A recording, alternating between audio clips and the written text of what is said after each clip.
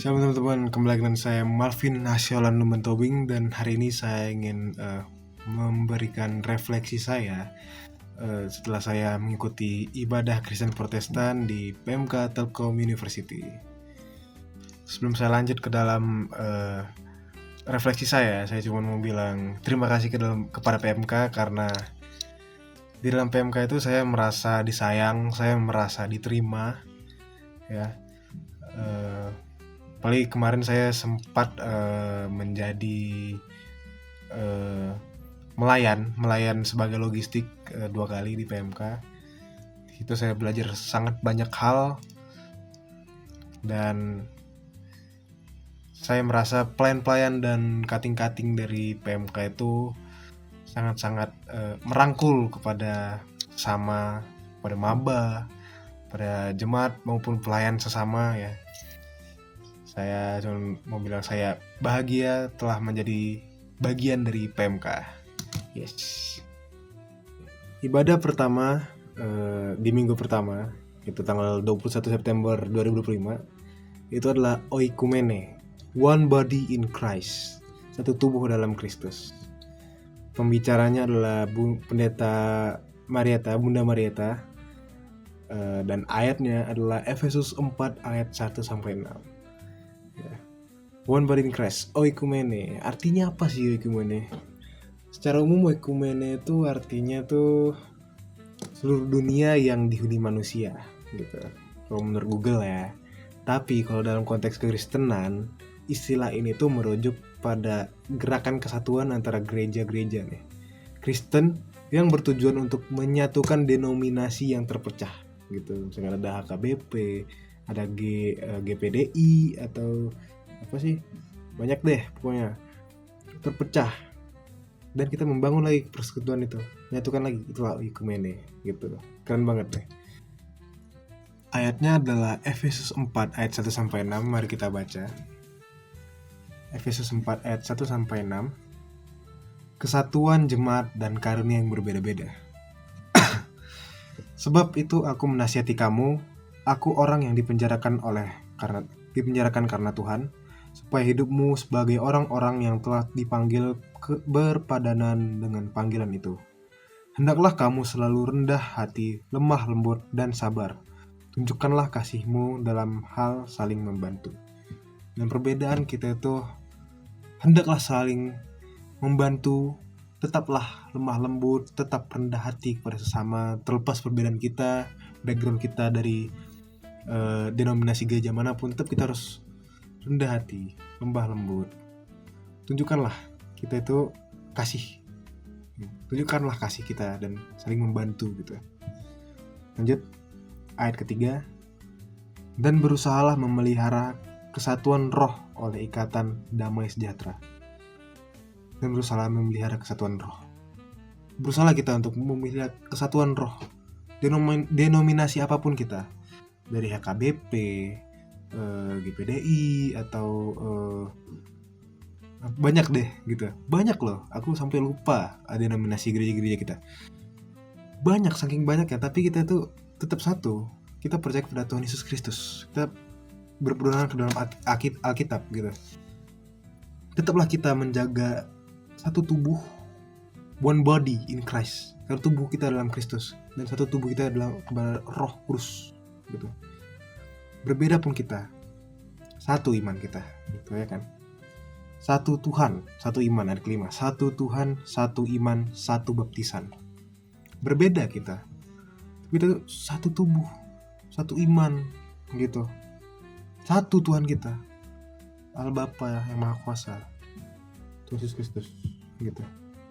Satu baptisan, gitu. Ayat ke-6, satu Allah dan Bapa dari semua, Allah yang di atas semua, dan oleh semua, dan di dalam semesta. Berbeda pun kita, berbeda dominasi kita, kita tetap satu, sama. Jadi berusaha kita menjaga kesatuan kita, one body, satu tubuh, kebersamaan kita, kesatuan kita sebagai umat Kristus. Kita harus menjaga untuk selalu menunjukkan kasih kita, selalu rendah hati, lemah lembut, gitu. Gitu dia. Nah, itu dia insight dari saya. Kalau kita itu walaupun kita melihat teman-teman kita mungkin berbeda denominasi gitu, mungkin kita melihat wah ini ibadah gerejanya beliau berbeda nih dengan saya, mungkin liturgisnya, cara ibadahnya berbeda gitu, mungkin lagu-lagunya, nyanyiannya, pujiannya berbeda gitu, tapi tetap itu satu Tuhan, satu tubuh gitu, one body in Christ, satu Tuhan, kita satu punya satu tubuh di dalam Kristus, satu baptisan, satu iman kita. Tetaplah kita harus mengeluarkan lemah lembut, rendah hati, kita harus tetap sabar gitu. Tunjukkan kasih kita kepada sesama kita loh ini. Sama-sama Kristen, pengikut Kristus. Begitu. Kalau seperti saya pertama kali ya jujur ya. Pertama kali saya kan awalnya aslinya saya GKPI, Gereja Kristen Protestan Indonesia. Nah, pertama kali saya mengikuti ibadah dari PMK. Saya takut wah ibadahnya mungkin berbeda dengan ibadah saya biasa, mungkin kebaktiannya berbeda dengan kebaktian saya biasa gitu. Saya takut mungkin wah ini mungkin lagunya nanti kurang cocok pujiannya. Tapi yang saya senangnya kalau di Oikimene kemarin ibadah pertama ada persatuan gitu, ada perbeda-bedaan yang bersatu gitu. Ada lagu-lagu dari HKBP, bahkan ada bahasa Batak ya, saya Batak Tobing, jadi ada bahasa Bataknya kemarin. Saya senang gitu, karena merangkul background kita, apapun background kita, diterima di PMK ini. Seperti saya bilang di ucapan terima kasih saya kepada PMK, saya merasa dirangkul, saya merasa disayang di PMK ini. Ya, bukan sekedar karena ada bahasa Batak ya pas ibadah, tapi ya saya merasa oikumene, kesatuan gitu, upaya untuk menyatukan denominasi itu. Saya sangat senang, bahagia gitu. Saya menganggap keren lah pokoknya, itu keren banget. Yes, sesuai dengan ayatnya ya, kita harus saling merangkul gitu. Yes. Nah, selanjutnya ada ibadah kedua, minggu kedua, yaitu di tanggal 28 September 2025. Called to serve even in struggles. Pembicaranya Pak Kris Sujatmoko STMT, Pak Kris ya. Temanya called to serve even in struggles, panggilan untuk melayani bahkan di dalam kesusahan, keresahan gitu. Pelayanan gitu. Panggilan untuk melayan. Pelayanan itu merupakan salah satu hal yang terpenting sebagai umat Kristen.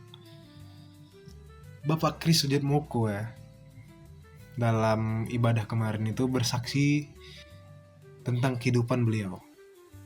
Beliau bercerita kemarin bahwa hidupnya itu melalui banyak naik turun. Dulu beliau yang punya usaha yang cukup besar. Beliau bercerita kalau beliau pernah mendapatkan cobaan. Beliau pernah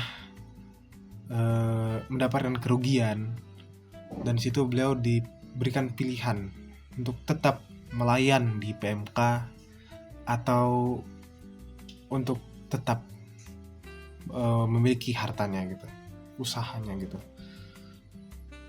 Dan pilihan Pak Kris itu untuk tetap setia di PMK, setia melayani di PMK, dan pilihan beliau mendapatkan berkat dari Tuhan. Bahkan sekarang walaupun beliau melepaskan hartanya untuk melayani Tuhan di PMK, Tuhan memberikan beliau berkat. Tuhan memberikan beliau berkat untuk memiliki usaha lain yang bisa beliau pertahankan, yang juga bisa untuk membantu jemaat PMK, melayani PMK juga. Kalau nggak salah ya kemarin itu usahanya itu tempat retreat ya kalau nggak salah ya, saya kurang ingat, mohon maaf. Tapi ya yang saya ingat insight-nya itu, inti dari kesaksian Bapak Kris Darmoko bahwa terkadang kita diberikan cobaan oleh Tuhan, dan situ kita dites keteguhan kita, ketangguhan kita. Ketika kita memilih untuk melayani gitu, bahkan dalam kesusahan, kita tetap teguh kepada Tuhan, kita tetap melayani gitu. Itulah yang disayang Tuhan, itulah yang dihormati oleh Bapa. Coba kita baca ayatnya, Yohanes 12 ayat 24. Ini ayat ibadahnya ya. Ayat ibadahnya itu Yohanes 12 ayat 24 sampai 26. Mari kita cari. Yohanes 12 ayat 24. Mari kita baca. Aku berkata kepadamu, sesungguhnya jikalau biji gandum tidak jatuh ke dalam tanah dan mati, ia tetap satu biji saja. Tetapi jika ia mati, ia akan menghasilkan banyak buah. Barang siapa mencintai nyawanya, ia akan kehilangan nyawanya. Tetapi barang siapa tidak mencintai nyawanya di dunia ini, ia akan memeliharanya untuk hidup yang kekal. Jadi, artinya tuh, kalau misalnya kita cinta diri sendiri saja, kita memikirkan diri sendiri saja, cintai diri sendiri saja. Misalkan kalau Pak Kris memilih untuk hartanya saja, mengabaikan melayani, bisa jadi justru hartanya juga nanti hilang gitu, dan beliau tidak memiliki pelayanan untuk kembali gitu. Beliau mungkin ketika memilih hartanya nanti akan hilang, dan beliau tidak memiliki tempat pelayanan untuk beliau kembali gitu, ya kan? Tetapi ketika kita memilih gitu untuk melayani, coba kita baca selanjutnya ayat ke-26. Barang siapa melayani aku, ia harus mengikuti aku, dan di mana aku berada, di situ pun pelayananku akan berada. Barang siapa melayani aku, ia akan dihormati Bapa. Aku di sini adalah Tuhan. Jadi, barang siapa melayani aku, ia akan dihormati Bapa. Seperti Pak Kris tadi, beliau memilih untuk setia melayani di PMK, gitu, untuk melepas hartanya. Dan alhasil apa? Tuhan tetap sayang, Tuhan tetap memberkati beliau, Tuhan tetap memberikan beliau kesempatan untuk membangun kembali apa yang telah beliau relakan. Itu luar biasa sekali. Tuhan sangat sayang kepada kita gitu.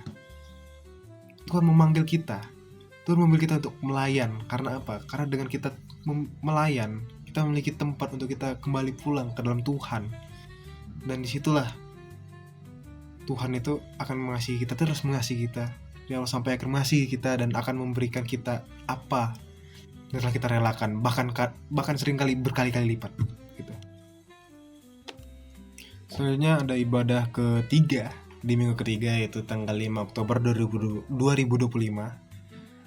Pembicaranya adalah Bapak Linson Parlindungan Sitompul, dan ini temanya adalah Walking in God's Plan. Keren ya? Berjalan di rancangannya Tuhan, rencananya Tuhan. Tuhan tuh punya rancangan kehidupan kita gitu. Jadi kehidupan aku, kehidupan teman-teman itu ada rancangannya. Tuhan yang buat. Seluruh hal yang kita lewati nih, dari awal sampai akhir, naik turunnya kehidupan ini, merupakan bagian dari rencana Tuhan. Dan rancangan itu untuk yang terbaik bagi kita. Gak ada rancangan Tuhan yang gak baik. Gak ada rancangan Tuhan yang dimana itu dibuat sedemikian rupa buat mencelakakan kita. Gak mungkin dong. Tuhan tuh maha pengasih, maha penyayang. Tuhan tuh Allah Bapa kita. Masa Allah Bapa kita sendiri mencelakan kita? Gak mungkin dong, gak masuk akal. Jadi rancangan Tuhan itu dibuat sedemikian rupa untuk kebaikan kita gitu. Gak ada yang mencelakakan kita. Seluruh yang kita lewati itu, sesusah apapun, sesukar apapun, meresahkan apapun sama kita, ya, semua itu untuk kita itu belajar, untuk kita menjadi lebih baik gitu. Ayat ibadah di minggu ketiga ini Yeremia 29 ayat 11-12. Ya, coba kita cari.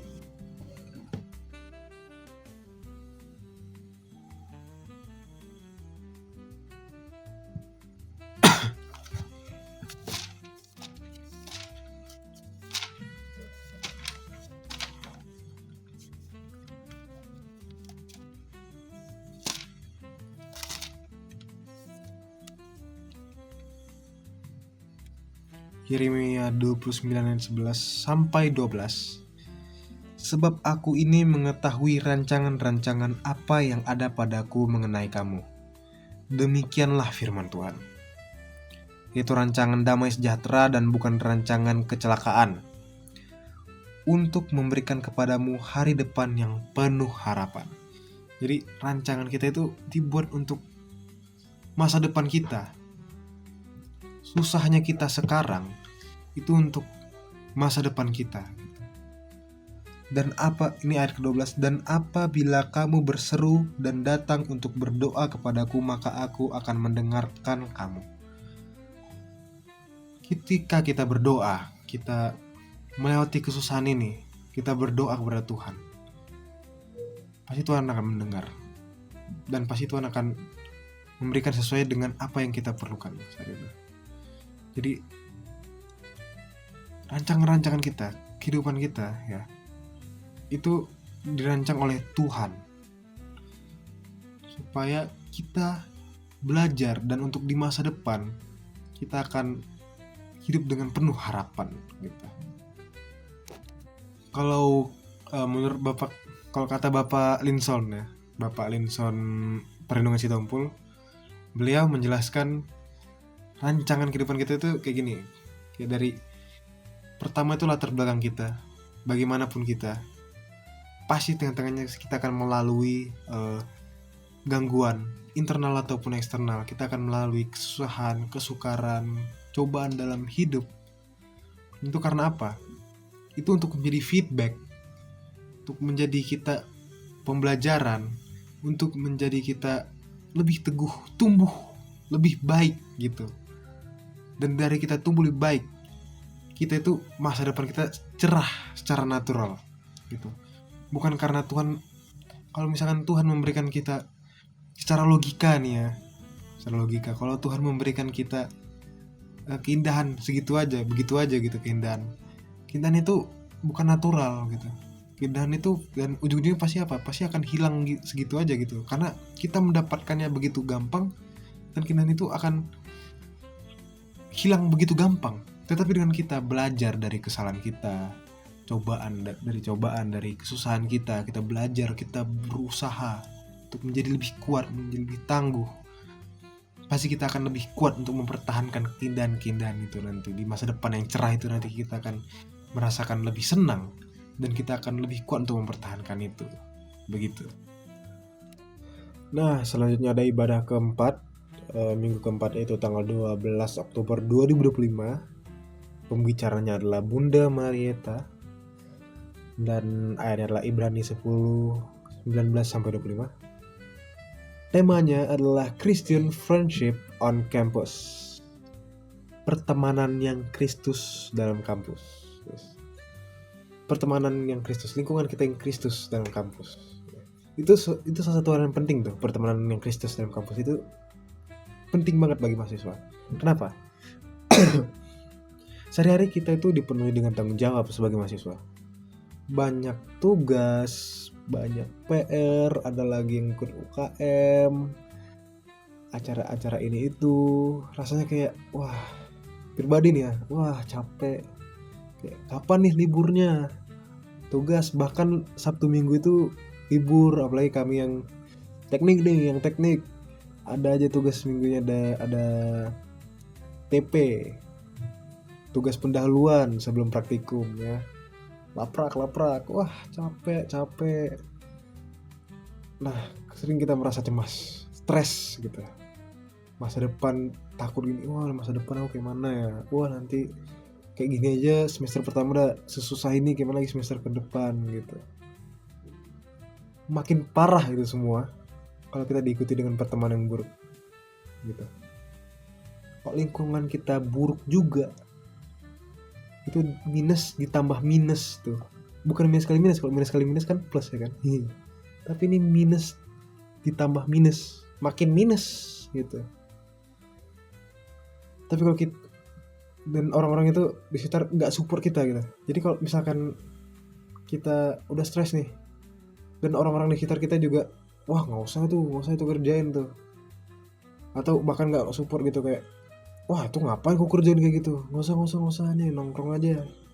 Itu buruk gitu, makin stres nanti ke depannya, makin gak betul nih kuliah, semakin tertekan kita dalam kehidupan kampus. Tetapi kalau kita barengin dengan friendship, dengan pertemanan, dengan lingkungan yang baik gitu, justru itu minus ditambah plus, tapi ditambah plus lagi. Loh kok bisa gitu? Karena misalnya kita udah stres nih sama tugas, tapi diikuti dengan pertemanan yang baik, pertemanan yang Kristus, yang support, yang membantu sama lain. Jadi tuh, wah Pin, tugas banyak ya, sini kita kerjain bareng, sini aku ajarin, aku bantu ajarin, oh ini kita bertukar pikiran, bertukar ini apa, kamu ngerti apa, aku ngerti ini, oh ya coba kita saling feedback gitu. Kan dia jadinya minus jadi plus, tambah plus lagi, jadi plus gitu.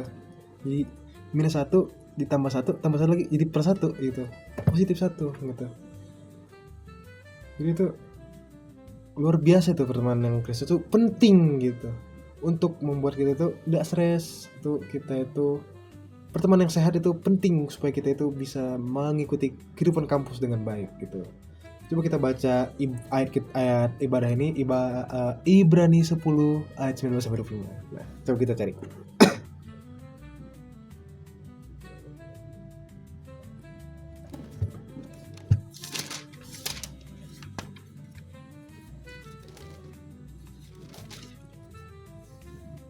Ibrani 10 ayat 19 sampai 25. Mari kita baca. Ketekunan.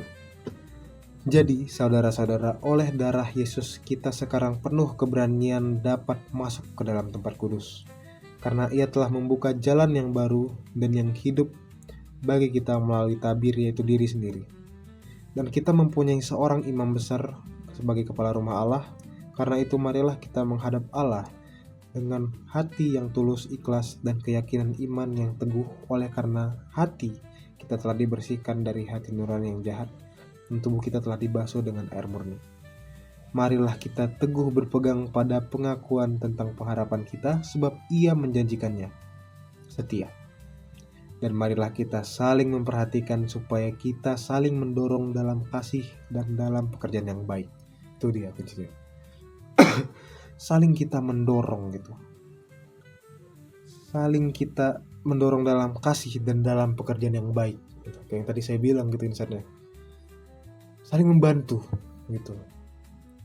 Sudah susah kita menjalani kehidupan kampus ini, pelajaran-pelajaran yang susah, carilah pertemanan yang baik, carilah orang-orang di sekitar kita, lingkungan kita yang bisa support, yang bisa membantu kita dalam pekerjaan yang baik gitu. Dan ayat ke-6, 26, oh enggak, 25 saja ya, sampai 25 saja ya kalau ibadah ya. Jadi perlu kita lingkungan kita yang baik, lingkungan kita yang Kristus, yang Kristus, yang untuk mendorong kita menjadi lebih baik lagi, supaya kita nggak berhenti tengah jalan, supaya kita nggak takut, cemas, supaya kita nggak stres dengan apa yang kita jalani gitu. Nah, terakhir ada ibadah terakhir yang saya ikuti, itu ibadah ke-7 di minggu ke-7, tanggal 7 November 2025.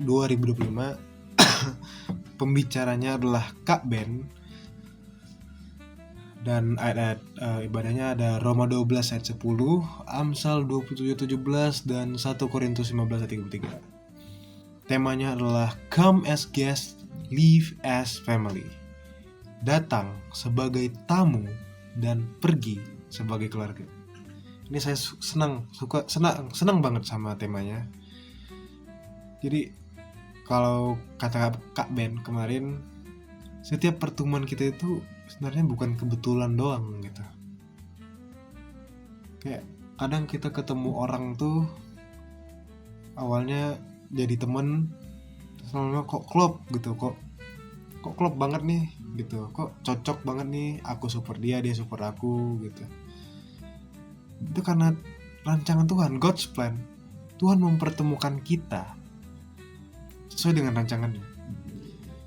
Tuhan mau kita itu untuk saling mengasihi layaknya sebuah keluarga. Contohnya ada di ini, coba kita baca Roma 12:10. Hendaklah kamu saling mengasihi sebagai saudara dan saling mendahului dalam memberi hormat, layaknya seperti saudara dan keluarga. Tuhan memanggil kita untuk saling merangkul, saling menghormati, saling mengasihi satu sama lain gitu. Jadi kalau misalkan kita di yang sebelumnya ibadah keempat ya, kita stres, kita capek gitu, dan kita ketemu orang yang in Christ, dalam Kristus, Tuhan mempertemukan kita kepada saudara kita, kepada keluarga kita. Supaya apa? Supaya kita itu bisa saling membantu, saling mengasihi, saling merangkul, saling menghormati gitu. Kalau di Amsal 27:17,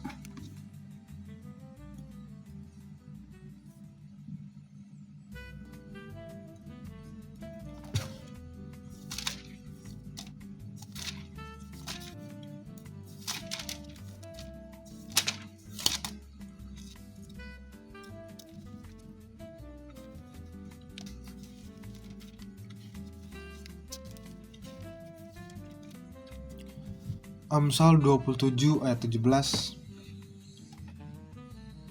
Amsal 27 ayat 17.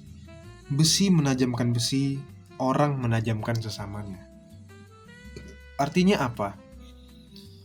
Kita tuh menajamkan sesama kita. Tuhan menemukan kita, mempertemukan kita itu bukan sekedar kebetulan. Tuhan mempertemukan kita supaya kita itu bisa saling membantu, saling menolong gitu. Kayak saya itu pribadi, saya ketemu teman-teman saya tuh kadang saya nganggap wah kebetulan doang nih ketemunya, kebetulan doang. Tapi enggak, itu Tuhan yang mempertemukan. Dan dari pertemuan itu saya tumbuh menjadi orang yang lebih baik. Saya kenal bagaimana caranya menjadi orang yang baik, orang yang bisa saling membantu, saling menolong. Dan itu yang mempertemukan Tuhan gitu. Setiap pertemuan itu bukan kebetulan ya. Saya ulang-ulang ini terus. Setiap pertemuan bukan kebetulan. Kita itu diberikan Tuhan untuk dipertemukan Tuhan untuk memberikan impact kepada kehidupan orang-orang di sekitar kita gitu. Dan jangan lupa di 1 Korintus 15:33.